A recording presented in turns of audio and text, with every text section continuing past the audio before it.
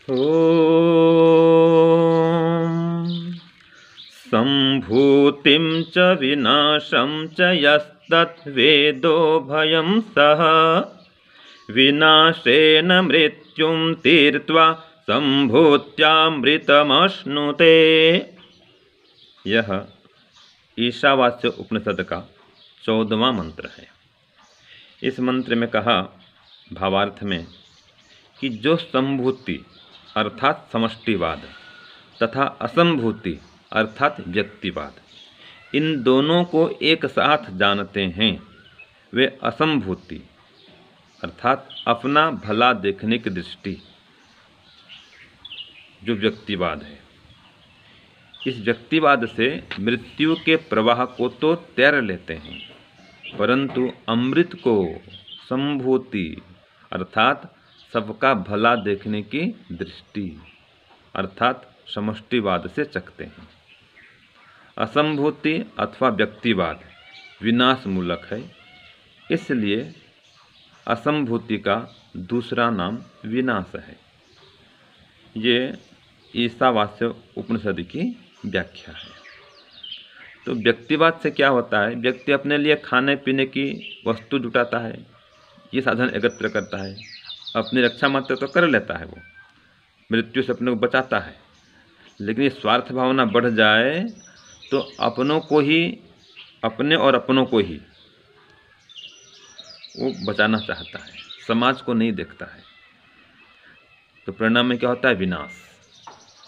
जो अति स्वार्थी होता है उसका अपना स्वार्थ भी समाप्त हो जाता है। ये हमारे गुरुजी पहले कहते थे। तो व्यक्तिवाद जो है वो अपनी रक्षा करने के लिए ठीक है, लेकिन इससे भी आगे ऊपर उठना हो, मृत्यु के बंधन से छूटना हो, तो फिर ये व्यक्तिवाद जो है काम नहीं आता है। मृत्यु के दुख से बचा लेगा, लेकिन जो मोक्ष है वो नहीं दिला सकता है। तो समष्टिवाद भी चाहिए, अर्थात समाज का उपकार भी चाहिए, परोपकार भी चाहिए। तो इसके लिए हमको योगाभ्यास करना पड़ेगा। एक अभ्यास करने से परोपकार की भावना आती है, समाज कल्याण की भावना उद्बुद्ध होती है, व्यक्ति का जीवन परोपकारी होता है, अपना भी कल्याण करता है और समाज का भी कल्याण करता है। तो इसलिए ईश्वर के गुण को धारण करना चाहिए, वो ईश्वर की स्तुति उपासना प्रार्थना से आती है।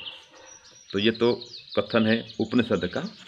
अब इसी बात को वेद क्या कहता है? वेद में भी ये मंत्र आया है। यजुर्वेद के 40वें अध्याय में 11वां मंत्र है। तो इसका अर्थ क्या होता है? संभूति और असंभूति। तो इसमें कहा संभूति कि जो विद्वान लोग होते हैं वे संभूति माने जिसमें सब पदार्थ उत्पन्न होते हैं उस कार्यरूप सृष्टि को और उसके गुण कर्म स्वभाव को, तथा विनाशम जिसमें सब पदार्थ नष्ट होते हैं उस कारण रूप जगत को माने प्रकृति को और उसके गुण कर्म स्वभाव को, दोनों को एक साथ जानते हैं। कार्य जगत को भी और कारण जगत को भी, दोनों को साथ साथ जानते हैं। तो ऐसे विद्वान लोग विनाशेन वो प्रकृति के नित्य स्वरूप को जान करके मृत्यु के दुख से, शोक से तर जाते हैं। मृत्युम तीर्त्वा अर्थात शरीर छूटने के दुख से वो पार हो जाते हैं। क्यों? पता है या तो मैं मोक्ष में जाऊंगा, ये जानता है योगी, अथवा अगला जन्म फिर होगा। तो ये शरीर छूट गया तो कोई बात नहीं, ये तो शरीर में क्या है, जैसे हम वस्त्र बदलते हैं ऐसा ही है, कपड़े बदलने के समान है। लेकिन शास्त्र कहता है हेयम दुखम अनागतम, कि जो दुख आया नहीं है उससे बचने का यत्न करें, जानबूझ करके मृत्यु मुख में क्यों जाएं। तो जब तक हैं स्वस्थ रहते हुए दीर्घायु को प्राप्त करने का प्रयत्न करें। वेद भी कहता है तक चक्षुर्देवहितम पुरस्तात् शुक्रमुच्छरत पश्चिम शरदशतम जीवेम शरदशतम। तो जीने की इच्छा करें, जिजी विशित शतम समा, ये भी कहा है 100 साल तक निष्काम कर्म करते हुए स्वस्थ रहते हुए जीने की इच्छा करें। तो इतना करते हुए भी एक दिन तो मृत्यु निश्चित है। लेकिन जो योगाभ्यास करता है, ध्यान करता है, जीवन को दान से, परोपकार से, स्वाध्याय, सत्संग से, सेवा से युक्त करता है, उसको ये भय नहीं होता कि मेरा अगला जन्म क्या होगा, क्या पशु पक्षी बनूंगा, ऐसा नहीं होता है। उसका पक्का होता है कि मेरा जीवन अगला बढ़िया होगा, मैं फिर से मनुष्य बनूंगा। और योगी होता है वो तो फिर मोक्ष में जाने की तैयारी करता है, तो उसको मृत्यु का भय नहीं होता है। तो इसलिए ये स्वरूप को समझें कि प्रकृति नित्य है, शरीर अनित्य है, एक दिन छूटेगा ही छूटेगा। इसकी देखभाल करेंगे, लेकिन ये मान के चले कि एक दिन तो छूटना ही छूटना है, बस असमय में न छूटे, ये ध्यान रखना है। एक दिन छूटने वाला है, जब छूटेगा तो इतना पुण्य पर्याप्त कर लें कि अगला जीवन फिर से हमको मनुष्य के मिले, ये बुद्धिमत्ता है।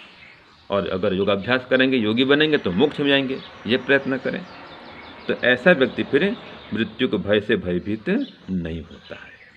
और जो ये शरीर है, इंद्रियां हैं, मन है, इन सबको धर्म काम में वो लगाता है, इनका सदुपयोग करता है और मोक्ष पथ पर आगे बढ़ता है। तो इस प्रकार से ये कार्य जगत इसको समझता है, संसार को जानता है, शरीर को जानता है, जो कारण जगत उसको भी जानता है, दोनों से ठीक ठीक लाभ उठाता है और अमृतम अश्नुते, मोक्ष के आनंद का वो पान करता है। ओम शांति, ओम शम।